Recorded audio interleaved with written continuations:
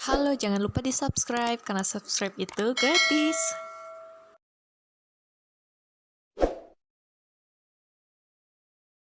Tupai dan ikan gabus. Di sebuah hutan, hiduplah seekor tupai dan ikan gabus. Meskipun berbeda alam, keduanya merupakan sahabat dekat. Tupai yang selalu membantu ikan gabus, begitu pula ikan gabus yang selalu menemani tupai. Namun, suatu hari, ia melihat temannya di hilir sungai dan ada seekor ikan hiu besar tengah mengincarnya. Tupai terkejut melihat sahabatnya berada dalam bahaya. Kemudian, ia melihat ikan hiu tersebut menelan ikan gabus. Tupai terkejut antara takut dan merasa kehilangan. Tupai kemudian mencari akal untuk menyelamatkan sahabatnya tersebut. Ia menggigiti sebuah kelapa hingga berlubang. Kemudian masuk ke dalam buah kelapa tersebut. Tupai kemudian menceburkan diri ke hulu sungai hingga terombang-ambing oleh aliran air.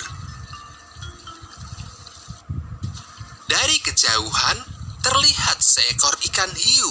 Ikan hiu yang sama dengan yang melahap ikan gabus. Ikan hiu semakin dekat dengan tupai. Kemudian dengan rakus melahap buah kelapa tersebut. Tupai berada dalam perut ikan hiu. Tupai berusaha untuk bisa keluar dari perut ikan hiu.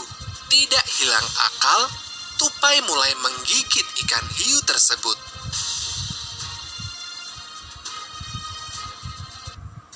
Hingga ikan hiu yang merasa tidak enak, perutnya terasa sakit dan berusaha menepi. Akhirnya, ikan hiu pingsan di tepi sungai.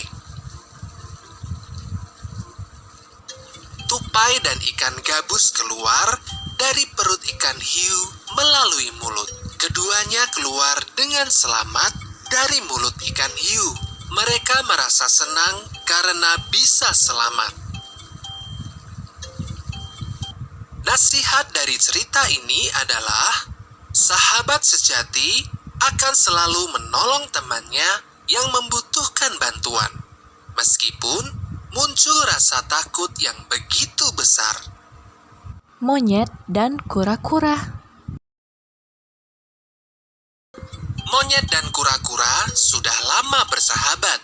Setiap hari, mereka selalu berjalan-jalan menyusuri hutan.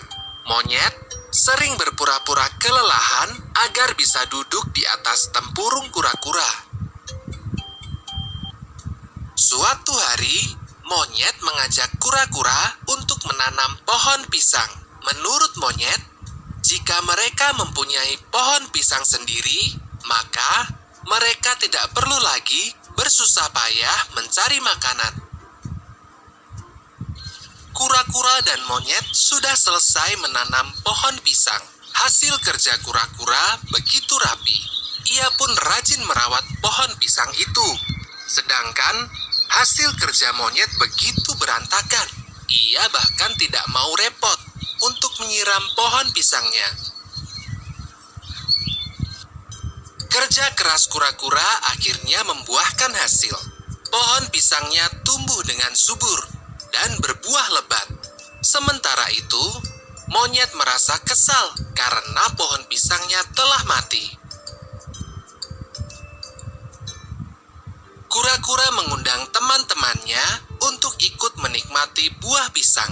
Sayangnya, di antara mereka tidak ada yang bisa memanjat. Mereka semua terlihat sedih. "Bagaimana caranya kita memetik pisang itu?" tanya salah satu kura-kura.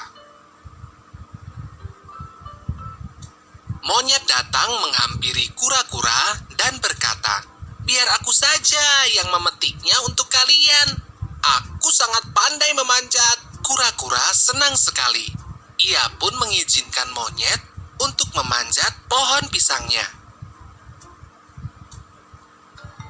Sifat jahil monyet kambuh lagi. Setelah berhasil memanjat, monyet memakan semua buah pisang itu sendirian. Ia tidak mau berbagi dengan kura-kura. Kura-kura sangat marah pada monyet. Dibantu kedua temannya, kura-kura mendorong pohon pisang itu. Semakin lama, pohon pisang itu semakin miring dan akhirnya roboh ke tanah. Boom! Monyet jatuh ke tanah. Kura-kura berjalan pergi meninggalkan si monyet yang mengadu kesakitan. Itu adalah hukuman karena monyet suka berbuat jahil. Nasihat dalam cerita ini adalah, dalam bersahabat, kita harus saling menyayangi. Jangan suka berbuat curang dan jahil.